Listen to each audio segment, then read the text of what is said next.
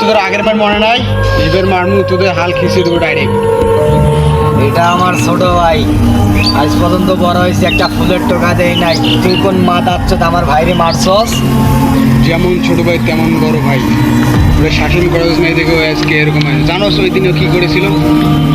আমার ভাই ভুল করছে, তুই শাসন করার কে? এই ধর। বলার স্যার বলছি।